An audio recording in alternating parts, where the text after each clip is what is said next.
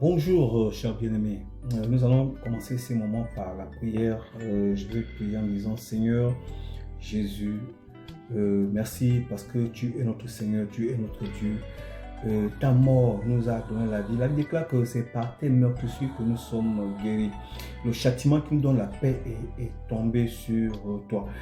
C'est pourquoi maintenant, Dieu vivant d'Israël, nous te remettons nos vies, nous te remettons ces moments, nous te remettons notre pays, nous te remettons nos familles, nous te remettons nos communautés chrétiennes, nous te remettons nos leaders spirituels, nous te remettons les apôtres, les pasteurs, tous ceux qui, Seigneur, oh Dieu, travaillent à plein temps dans le ministère, afin que, Seigneur, tu nous accordes la sagesse et l'intelligence d'apporter le message et que, Seigneur, l'Église soit affermie, l'Église soit nourrie et que le monde, le Gabon, le monde entier soit abreuvé par ta parole. Que ton nom soit béni au nom puissant de Jésus-Christ.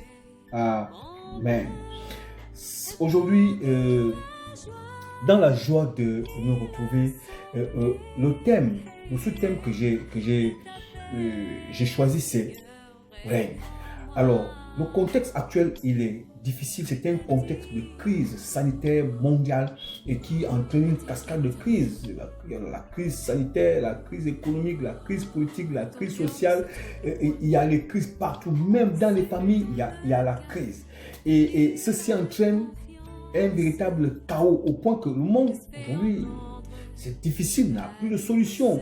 Et on s'accorde à dire que la solution est en Jésus. Alors, c'est en Jésus où se trouve la solution. Alors, donc, tu comprends par là, mon frère, que tu as la solution et tu es la solution parce qu'en toi, il y a la vie. Et il y a quelqu'un qui est plus grand, plus puissant, qui t'a investi cette autorité afin que tu puisses régner.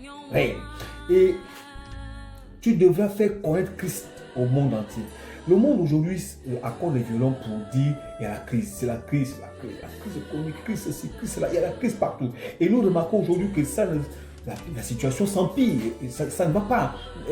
Les gens, ça court à gauche, ça court à droite, et il n'y a plus de solution. Alors qu'en Jésus, nous avons la solution. Alors, je vais nous dire que, vous savez, ces temps, ce n'est pas la première fois que le monde connaît crise.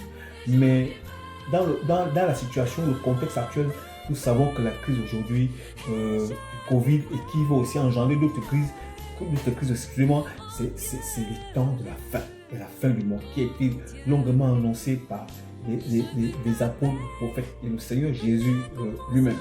Et c'est pendant ce moment difficile, que les chrétiens devront se révéler. N'est-ce pas? Il est dit dans le livre de, je crois, Romains chapitre 8, verset 19, que la création attend avec ardent désir la révélation des fils de Dieu. Bien-aimé, ton Dieu ordonne que tu sois puissant, que tu possèdes, que tu règnes. Révèle-toi dans le domaine économique, politique, social, culturel, dans ton domaine de compétences. Révèle-toi, parce que c'est notre temps de régner. Et c'est notre temps de révéler le monde qui nous sommes et qui est notre Dieu. Et nous avons les exemples dans la Bible où tous les hommes étaient déjà au point d'abandonner. Que nous avons la révélation de Samson, impuissant, Gédéon, nous avons Jephthé, nous avons David, nous avons Esther, nous avons Daniel, nous avons plein de personnalités bibliques qui se sont révélées pendant les temps de crise. Et je comprends par là que Dieu se révèle dans ces temps difficiles afin de montrer au monde entier que la solution c'est lui. Il a créé toutes choses et toutes choses subsistent par lui et par sa parole. Alors, Hébreux chapitre 6, verset 12, il dit ceci, en sorte que vous ne vous relâchiez point et que vous imitiez ceux qui, par la foi et la persévérance, héritent les promesses. Bien-aimés, il y a la foi et la persévérance qui nous entraînent à hériter les promesses. Je vous en conjure, levons-nous et marchons par la foi, ne nous décourageons même pas un peu. Et marchons par la foi et vous allez voir, quelque chose va se passer. Et je vais me séparer de vous avec ce verset de Éphésiens chapitre 5, verset 14, qui dit, c'est pour cela il est dit, réveille-toi, toi qui dors, et relève-toi d'entre les morts, et Christ t'éclairera.